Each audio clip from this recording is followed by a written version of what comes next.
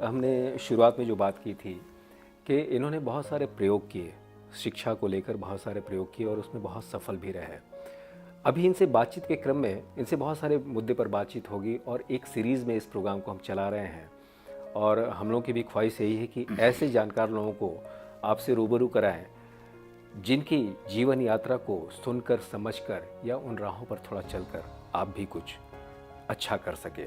तो अभी बातचीत के क्रम में इनसे एक बात हो रही थी कि तीसरी पीढ़ी के लोग, इनको बहुत खुशी हुई कि जब तीसरी पीढ़ी के लोग अपने बच्चे का, अपने पोता का, नाती का एडमिशन कराने आए, लेकिन तब की परिस्थिति जो पहली पीढ़ी जिस समय इनके संरक्षण में वो सारी चीज़ें शिक्षित हो रहे थे लोग, उस समय से आज के वक्त में परिस्थितियों में, समाज में बहुत कुछ बदलाव आया है।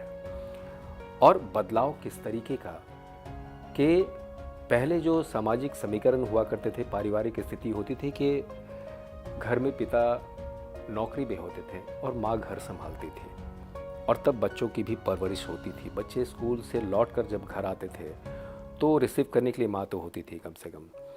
पिता बेशक शाम में आते थे, देर शाम आते थे। आज के वक्त में परिस्थिति इस तरीके से बदली है ना, कारण जो भी रहा हो, कि हर कोई, मैक्सिमम घरों में माता और पिता दोनों ही नौकरी में हैं। जब दोनों ही नौकरी में हैं तो बच्चे आज के डेट में जब घर आते हैं, और दूसरी चीज़ ये भी हो गई कि एक पहले के जो पारिवारिक समीकरण होते थे कि घर में चाचा चाची, दादा दादी सब एक साथ होते थे, आज के डेट में वो भी चीज़ें बिखरी हैं थोड़ा, कि परिवार माता पिता और बेटा बेटी तक ही सिमट के रह गया है। तब उस कंडीशन में बच्चे जो घर पे लौट के आते हैं और ना माता मिलती है ना पिता मिलते हैं, क्योंकि दोनों जॉब में हैं। ये आज की तात्कालिक परिस्थिति के नज़र ये स्वाभाविक भी थोड़ा सा होता जा रहा है। उस कंडीशन में बच्चे अपने आप को कैसे आगे करें, घर में लौटकर होमवर्क कैसे करें, पढ़ाई आगे कैसे करें, इस पर भी इनका एक बहुत अच्छा रिसर्च रहा है, एक प्रयोग रहा है। और आज के इस एपिसोड में उसी प्रयोग पर बात करने जा रहे हैं कि बच्चे को उसके बाद अपने स्कूल आवर के बाद भी उनकी स्टडी घर की तरह ही कैसे कंटिन्यू हो बिना ब्रेक के, और वो डे बोर्डिंग की तरह ही है। ऐसा नहीं कि बोर्डिंग में बच्चे रह रहे हैं कि फिर हॉस्टल और ये सारी चीज़ें, डे बोर्डिंग की तरह ही इन्होंने एक प्रयोग को विकसित किया और इसको बहुत जगह चला है, पहले चला है, लेकिन इन्होंने जिस अंदाज से विकसित किया, आज हमारी भी मंशा यही थी कि उस प्रयोग को हम भी समझे और आप भी समझे कि ये प्रयोग किस तरीके का है और इसके कितने सफलता परिणाम हो सकते हैं। डॉक्टर मोदी, आपसे जब बात हो रही थी तो आपने इसी तीसरी पीढ़ी की बात की थी और उस चर्चा के दरमियान ये बातें आई थी। ये किस तरीके का प्रयोग है जो एक्स्ट्रा स्कूलिंग और सारी चीज़ें जिसकी बात होती है, क्या है ये? जी, बहुत अच्छे टॉपिक पे आपने ये बात शुरू की है। देखिए, एजुकेशन को लेकर के आजकल समाज की और पेरेंट्स की एक्सपेक्टेशंस बहुत हैं जी एजुकेशन से बहुत कुछ चाहते हैं पेरेंट्स, जी और ज़रूरी भी है क्योंकि चैलेंजेस बहुत हैं आजकल। एजुकेशन में भी समझिए, दुनिया में समझिए, इतनी तेज़ी से परिवर्तन आ रहे हैं, बदलाव आ रहे हैं कि उस बदलाव के लिए स्टूडेंट को, बच्चे को तैयार करना बहुत चुनौतीपूर्ण है। बिल्कुल। और ऐसे में जो ये स्कूल का लिमिटेड कैरिकुलम होता है, उसकी जो एग्जामिनेशन का पैटर्न होता है और जो लिमिटेड समय होता है जी स्कूलों में, नॉर्मली स्कूलों के जो आवर्स होते हैं वो लगभग 6 घंटे के होते हैं। उसी में रिसेस पीरियड भी है, उसी में असेंबली भी है, उसी में एक्टिविटीज़, उसी में खेल, उसी में पढ़ाई, उसी में टेस्ट, एग्ज़ाम, सब कुछ आपको 5-5.5 घंटे में कंप्लीट करना है। वो चीज़ पॉसिबल नहीं है। जब हम, जो एजुकेशन से एक्सपेक्टेशन है वो सारी उन 5-5.5 घंटों में पूरी नहीं हो पाती, लिमिटेड हो पाता है। जितना एक सीमित दायरा है, सिलेबस है, इतने सब्जेक्ट्स हैं, फिर एडिशनल चीज़ें हैं, फिर एक्टिविटीज़ होती रहती है स्कूलों में, बहुत तरह की सब टेस्ट के शेड्यूल्स हैं और बहुत सारी चीज़ें होती रहती है। तो स्टूडेंट की और पेरेंट्स की जो एक्सपेक्टेशंस है वो पूरी नहीं हो पाती। और एजुकेशन का जो एक सबसे बड़ा ड्रॉबैक है वो यही है कि एजुकेशन को एग्ज़ाम सेंट्रिक बना दिया गया है, जबकि एजुकेशन का मतलब एग्ज़ाम पास करना नहीं है, नॉलेज गेन करना और बच्चे को लाइफ के लिए तैयार करना, लाइफ के लिए तैयार कि वो स्कूल गया है तो वो जीवन के लिए, संघर्ष के लिए, नई चुनौतियों के लिए कितना एडॉप्टिव है, कितना उसके लिए तैयार है। जी। परीक्षाएं पास करना तो उसका एक छोटा सा पार्ट है।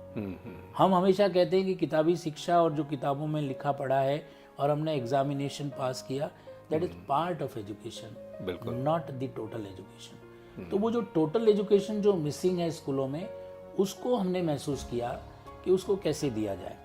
अब एक तरफ तो होते बोर्डिंग स्कूल, यानी जो बच्चा 24 घंटे स्कूल में और हॉस्टल में बोर्डिंग में रहता है जी, उसके लिए तो एक्स्ट्रा आवर्स उसको मिल जाते हैं। स्कूल के टाइम के बाद में वो एक्स्ट्रा टाइम जो होता है, चाहे मॉर्निंग अर्ली मॉर्निंग उठना हो, 2-3 घंटे मेकअप हो जाता है वो एक्स्ट्रा पढ़ाई। तो वो हॉस्टल के बच्चों का तो हो जाता है। अब जो बच्चा डे स्कॉलर है यानी नॉर्मल स्कूल में पढ़ रहा है, उसके लिए क्या विकल्प हो सकता है? जैसे बड़े शहरों में तो क्या होता है कि बच्चा स्कूल से घर आया, फिर किसी ट्यूशन क्लास में जा रहा है, फिर किसी योगा क्लास में जा रहा है, स्विमिंग कर रहा है, कोई स्पोर्ट्स एकेडमी, कोई डांस, कोई फाइन आर्ट्स, कोई ड्राइंग क्लास ले रहा है, कोई पेंटिंग की क्लास जा रहा है। राइट। अलग अलग जगहों पे लोग जाते हैं और अपनी बच्चे की जो हॉबी है, उसकी जो रुचि है, उसको डेवलप करने की पेरेंट्स कोशिश करते हैं। और स्पोर्ट्स एकेडमीज भी, स्विमिंग वगैरह इस तरह की, जहाँ जो सुविधा होती है, जिसकी जो रुचि हो वहाँ वो ज्वाइन करते हैं। अब चूंकि हमारे यहाँ हॉस्टल्स भी हैं, बोर्डिंग स्कूल भी है, तो ये सब फैसिलिटी इन कैंपस है। कैंपस में सारी चीजें हैं, 17 तरह के स्पोर्ट्स हैं, फिर वो तो हमने देखा, कोरियोग्राफर हैं, फिर फाइन आर्ट्स के टीचर्स मतलब अब झुंझुनू जैसे शहर में कोई स्कूल अगर 4 tennis court, lawn tennis court अगर रखता है जी। तो हम कहीं बात कर रहे थे कि दिल्ली में भी बहुत सारे ऐसे कम स्कूल हैं जिसमें इतनी तरह की सुविधा, स्पोर्ट्स पर भी आपका पैरेलली ध्यान है। जी जी जी। तो वो सब चीजें हैं जी। अब वो डे स्कॉलर बच्चों को उसका बेनिफिट कैसे मिले, वो उन सुविधाओं का फायदा कैसे उठाए। प्लस पेरेंट्स के ऊपर ये टेंशन होता है कि बच्चे का होमवर्क, ट्यूशन, उसके लिए या तो फिर कोई स्पेशलिस्ट आप ढूंढो, मिलता नहीं है, सेट नहीं होता है, बड़ा कॉस्टली पड़ता है। तो बहुत सारे प्रॉब्लम्स थे। उन प्रॉब्लम्स का सॉल्यूशन हमने निकाला स्कूल प्लस के नाम से। और स्कूल प्लस में क्या है कि पेरेंट्स बच्चों को जब स्कूल भेजते हैं तो फिर वो हर तरह से चिंता मुक्त हो जाते हैं। स्कूल में स्कूल की पढ़ाई हो गई, उसके बाद जो एक्सटेंडेड आवर्स हैं, जो एक्स्ट्रा समय हम देते हैं बच्चों को, स्कूल के 6-6.5 घंटे के अलावा 3.5 घंटे का समय बच्चे को और एक्स्ट्रा हम देते हैं। मतलब कंटिन्यूटी में वही, बच्चे घर नहीं जाएंगे, वहीं से कंटिन्यू फिर दूसरा सेशन। अच्छा, बिल्कुल, बच्चा कंटिन्यूटी में वहीं रहेगा, उसका लंच, रिफ्रेशमेंट वहीं होगा। चूंकि हॉस्टल के लिए सारी सुविधाएं तो है ही, हॉस्टल का बच्चा अगर लंच ले रहा है तो ये स्कूल प्लस का बच्चा भी लंच ले रहा है। तो एक तो कम्युनिटी लिविंग सीख गया वो बच्चा, घर से बाहर लंच क्या लेना है, कैसे लेना है, किस तरह के मेनू में मुझे अपने आप को ढालना है। घर पर अलग तरीका लिविंग होती है, घर पर माता पिता उसको उसकी पसंद नापसंद हर चीज का ध्यान रखते हुए उसको करना है। लेकिन यहाँ पर बच्चे को जो सेट मेन्यू है उसके साथ अपने आप को एडजस्ट करना है। ये एडजस्टमेंट भी एक तरीका, सीखने का तरीका। जी बिल्कुल। क्योंकि हम बाहर निकलते हैं, जहाँ कहीं भी जाते हैं, हम जैसा चाहते हैं वैसा सब जगह सब कुछ नहीं मिलता जी। वो कॉम्प्रोमाइज हमें फील्ड में, लाइफ में करना होता है, तो बच्चा यही करना सीख लेता है। बिल्कुल। फिर उसको वही स्पेशलिस्ट टीचर जिन्होंने उसको पढ़ाया है क्लास में, वही उसको होमवर्क भी करवा देते हैं। उसका कंप्लीट होमवर्क और उसका रिवीजन वर्क वो सब वहीं हो जाता है। बच्चे की बैग भी फिर स्कूल में ही रहती है। ऐसे स्कूल प्लस वाले बच्चों को अपनी बैग भी रोजाना घर लाने की, ले जाने की जरूरत नहीं है। एक हफ्ते में एक बार या 15 दिन में एक बार, जैसा पेरेंट्स की चॉइस हो। अच्छा, बैग वहीं छोड़ के जाते हैं? बैग वहीं छोड़ के जाते हैं। हफ्ते में एक बार या 15 दिन में एक बार, जैसी पेरेंट्स की चॉइस हो वो बैग मंगवा सकते हैं। उनको देखना हो उसके लिए ट्रांसपेरेंसी पूरी है, पेरेंट्स मंगवा भी सकते हैं। एक तो ये, फिर उसके बाद स्पोर्ट्स की जितनी भी फैसिलिटीज हैं वो ये स्कूल प्लस के बच्चे वहाँ पर उनका बेनिफिट उठा सकते हैं। अच्छा। उनकी स्पोकन इंग्लिश की क्लासेस होती हैं, डांस की क्लासेस होती हैं, और जो उनके हॉबीज हैं उनकी क्लासेस होती हैं। टोटल पर्सनालिटी डेवलपमेंट के लिए ओवरऑल पर्सनालिटी ग्रूमिंग एक तरह से कह सकते हैं आपकी सारी चीजें उसमें हो जा रही हैं। पूरा शेड्यूल बना हुआ है, वीकली प्लान बना हुआ है कि किस दिन क्या करना है। रोटेशन के हिसाब से बच्चे को हर तरह की चीजें और सुविधाएं मिलती रहती है। तो जो यहाँ पर हम कहें कि डे स्कूल और बोर्डिंग स्कूल के बीच का एक ऑप्शन है, यानी शाम को बच्चा घर जाके अपने माता पिता की गोद में उनका लाड प्यार दुलार और रात का खाना उनके साथ खा सकता है। होमवर्क का कोई टेंशन नहीं है, बच्चा गया तब तक माता पिता सिर्फ कामकाजी माता पिता कहूँगा मैं उनको, क्योंकि उसमें प्रोफेशनल्स भी हैं, जॉब करने वाले भी हैं, बिजनेसमैन भी हैं, हर तरह के पेरेंट्स हैं जो हस्बैंड वाइफ दोनों ही वर्किंग है, वो कोई भी काम कर रहे हैं, तो उनके लिए तो एक रामबाण का सा ये काम करता है। उनके लिए एक तरह से एक वरदान हो गया, क्योंकि एक और बड़ी बात क्या होती है कि माता पिता चूंकि दोनों वर्किंग होते हैं, वो शाम को लेट तक घर आते हैं, तब तक बच्चा अनअटेंडेड रहता है, घर पर उसकी देखभाल करने वाला कोई नहीं होता। और ऐसे में आजकल आप जानते हो कि गैजेट्स की इतनी सुविधा हो गई, बच्चों को मोबाइल्स, टीवी, गेमिंग और इनकी जो आदत पड़ चुकी है, वो जो लत एक तरह से हम इसको कहेंगे कि एडिक्शन हो गया, लत लग गई है, उससे बाहर निकलने का भी ये एक बहुत अच्छा माध्यम है। यानी कि जो बच्चा स्कूल में 6 घंटे के बाद घर जा कर के अकेले में, जब पेरेंट्स तो जॉब पे हैं या अपने अपने कार्य क्षेत्र में कार्य में बिजी हैं, तो बच्चा अकेला है, अनअटेंडेड है, वो स्कूल से आया है, कंट्रोल उस पर है नहीं। और आजकल हर बच्चे के हाथ में मोबाइल है, और मोबाइल इसलिए भी है कि पिछले कोरोना के सालों में 2 सालों में सबने स्कूलों में पढ़ाया भी था ऑनलाइन, तो उस वक्त देना मजबूरी भी थी, लेकिन अब वो उनकी प्रॉपर्टी हो चुकी है बच्चों की, उसको यूज़ और मिसयूज सब कर रहे थे। तो उसका ये एक बहुत अच्छा सॉल्यूशन है कि बच्चा 3-3.5 घंटे कम से कम एक प्लान्ड क्रिएटिव वर्क में लगे और उसका डेवलपमेंट हो, और पेरेंट्स टेंशन फ्री हो होमवर्क से, पढ़ाई से, रिवीजन से भी, और मोबाइल और इस तरह के एडिक्शन से भी। तो ये एक बहुत अच्छा सॉल्यूशन है, लोग इसको बहुत पसंद कर रहे हैं, और एक बहुत ही नॉमिनल एडिशनल कॉस्ट के ऊपर अफोर्डेबल है जो कि, और वो उनको वहाँ पर मिल जाता है। उससे कई गुना पैसे तो बच्चों के प्राइवेट ट्यूशन्स में, यही चीज़ कह रहे थे कि जैसे लोग ट्यूशन तो पढ़ाते ही थे पहले, उसमें और इसमें हम एक चीज़ फ़र्क क्या देख रहे हैं कि जिस बच्चे को उसके क्लास टीचर या स्कूल के टीचर जो पढ़ा रहे हैं, उस स्कूल के टीचर और क्लास टीचर की भी नज़र में उस बच्चे का एक स्टैंडर्ड पता है। बाहर जो ट्यूशन लेते हैं उनको नए सिरे से उसको जानना है, समझना है, दोनों के बीच वो गैप थोड़ा सा होता है। यहाँ पे वो 3 घंटे की जो कंटिन्यूटी मिलती है, एक तरह से वही टीचर और क्लास टीचर उसको अगर गाइड कर रहे हैं तो ये समझ के कि बच्चा किस लेवल पे है और किस तरीके से गाइड करना है, तो सेम इन्वायरमेंट हमको लगता है कि ज़्यादा यूज़फुल और फ़ायदेमंद होता होगा वो। इसका एक दूसरा पहलू मैं बताऊं आपको कि जब बच्चा स्कूल में पढ़ता था एक्स टीचर से, और घर पे जाके उसको पढ़ा रहा है ट्यूशन टीचर, वो वाई है, उसका अप्रोच, उसका पढ़ाने का तरीका, उसका नजरिया यही बात कह रहे हैं। या फिर पेरेंट्स करवा रहे हैं उसको होमवर्क जी, बच्चा कंफ्यूज हो जाता था टोटली कि मैं स्कूल के टीचर की बात मानूं, उनका स्टाइल, उनका पढ़ाने का तरीका, या उस मेथड को फॉलो करूं, या मैं ट्यूशन टीचर के मेथड को फॉलो करूं, तो वो कंफ्यूज हो जाता था। बच्चा आखिर बच्चा है, आप उस पर कितना कुछ लोड डालेंगे। तो यहाँ पर क्या है कि बच्चे को सब कुछ वही टीचर्स मिलते हैं, वो उनकी जो माइंड केमिस्ट्री और वेवलेंथ है वो उनको सब अच्छी तरह से जानते हैं, और उनकी रिस्पॉन्सिबिलिटी भी है। अदरवाइज क्या होता है, देखिए इसको आप थोड़ा सा समझने की कोशिश कीजिएगा कि ट्यूशन टीचर कोई एक्स कोई और है, वो अपनी श्रेष्ठता सिद्ध करने की कोशिश करेगा, और वो स्कूल में और टीचर जो है वो अपनी श्रेष्ठता सिद्ध करने की कोशिश करे। इनके बीच में बच्चा जो है वो कंफ्यूज हो जाता है, वो कल्प्रिट बन जाता है एक तरह से। उन्होंने अपने तरीके से पढ़ाया, इन्होंने, और फिर मैच भी नहीं करता कि वो उन्होंने कुछ पढ़ाया है, आज कुछ ट्यूशन टीचर कुछ और पढ़ा रहे हैं। ट्यूशन टीचर आप चाहे कितना भी स्पेशलिस्ट ले लो, वो 1 या 2 सब्जेक्ट पढ़ा सकते हैं, सारे तो नहीं पढ़ा सकते।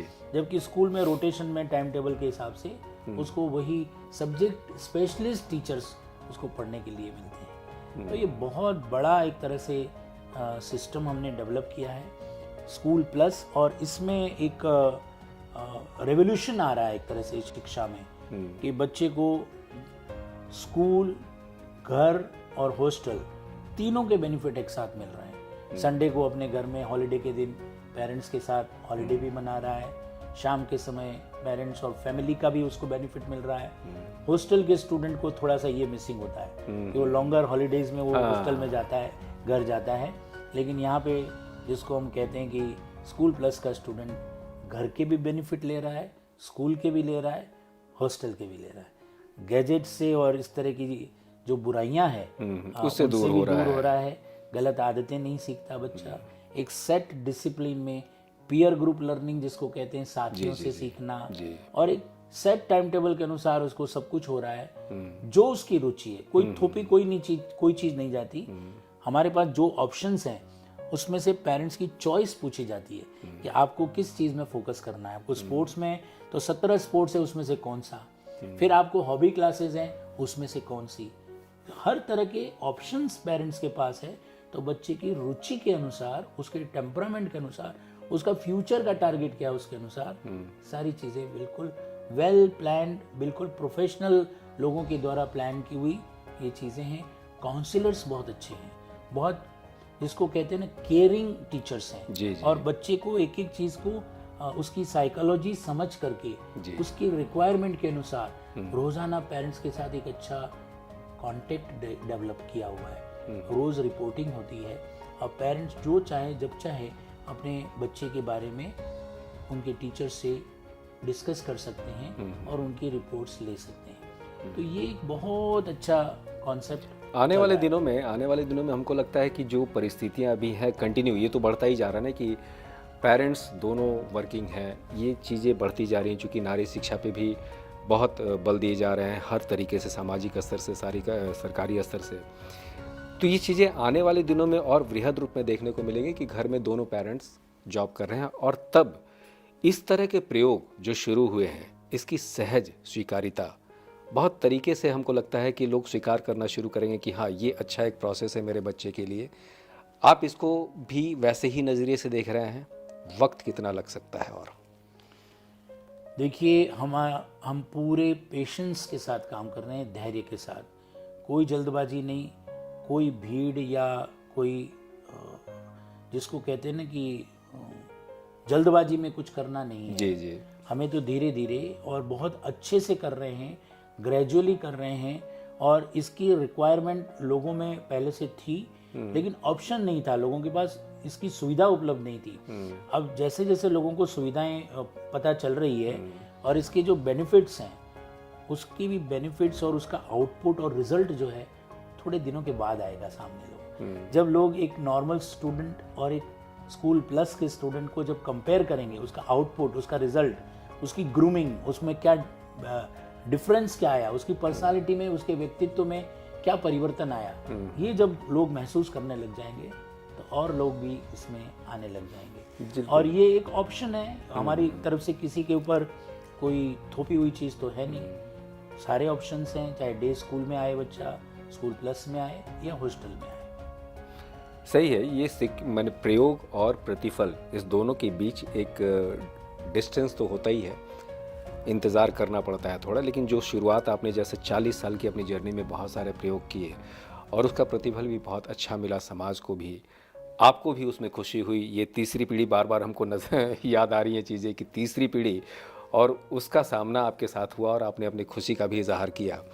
वाकई इस प्रयोग में भी हमको लगता है कि आने वाले दिनों में बहुत सहज तरीके से लोग स्वीकार करना शुरू करेंगे इसके इम्पोर्टेंस को समझ के। और दोस्तों, हम आपसे इसी तरह से डॉक्टर मोदी के साथ हम बहुत सारे टॉपिक पर बात करें शिक्षा को लेकर। ये आपके लिए भी बहुत ज़रूरी है जानना, क्योंकि हर कोई आज के दिन में बहुत मशरूफियत वाले पलों को गुजार रहा है। ज़िंदगी जिस तरह की हो गई है, उसमें अगर थोड़ा सा वक्त निकालकर आदमी इस तरह की गंभीर बातों को समझे, सुने, तो हमको लगता है कि अपने जीवन को सहज बनाने के लिए एक अच्छा रास्ता है ये। इस तरह के बहुत सारे टॉपिक पर शिक्षा से रिलेटेड सामाजिक पहलुओं को उस दृष्टिकोण से भी लेकर डॉक्टर मोदी के साथ हमारी बहुत सारी चर्चा होगी बहुत सारे एपिसोड में। और बहुत बहुत धन्यवाद आपका डॉक्टर मोदी, इतने अच्छे टॉपिक पर बात करने के लिए। और इसके आगे भी बहुत सारी चीज़ें हम जानना चाहेंगे, अपने दर्शकों और श्रोताओं को सुनाना चाहेंगे। आपकी इस जीवन यात्रा से जितनी भी चीज़ें निकल कर सामने आई, उसका लाभ दूसरे को भी मिले। बहुत बहुत धन्यवाद आपका। बहुत बहुत धन्यवाद। हम हमेशा तैयार हैं एजुकेशन के लिए, और एजुकेशन पे बात करके, उसका डेवलपमेंट की बात करके हमें बहुत खुशी होगी। Thank you very much. Thank you.